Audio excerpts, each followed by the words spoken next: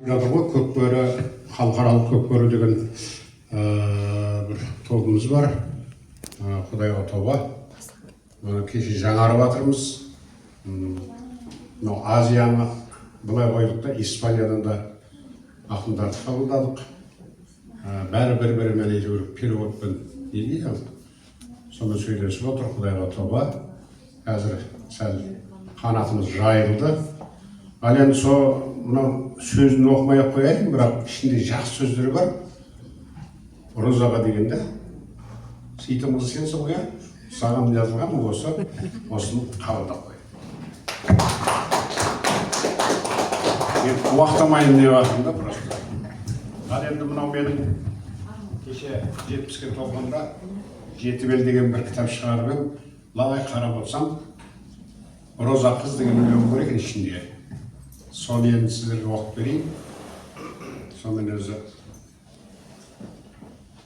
жастайынан ән жазып дараландың, Алатаудан әр асып бағаландың, төр жағында өнердің, мен де жүрмін, бер жағында сен жүрсің жағалаудың. Ән әлемге жұлдыздай жанып кірдің, қара өлеңді сазыңмен қанықтырдың, қырандарды тұғырдан ұшпай жатып, жүйріктерді шаптырмай танып білдің.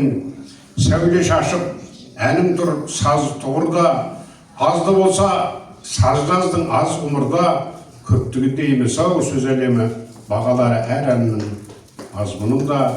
Достарыңды қостады сенім берді, әрбір жазған әндерің көңілденді. Ән қоржыннан шашылған ноталарың ақ бұлттарға оранып кебінделді.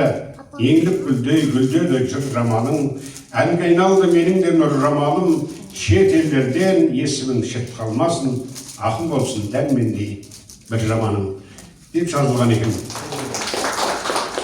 Ал енді осыны мен оқи отырып, енді бұл жерде менің бір класстасым бар, кітапты соған берем, саған бермеймін. Сен аларсың әйтеуір. Алғасында. Гүлжанат деген мен класстасым бар. Осылардың саты келген кезде беріп кетейін. Осы кітапты неге Гүлжанатқа беріп жатыр деген бір сұрақ бар. Біз өзбір көп болса 3-4 класстаспыз, көп емеспіз. Бірақ өргендер өрді.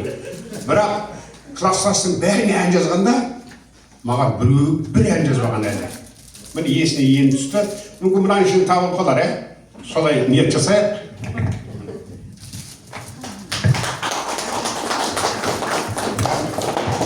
Jessica.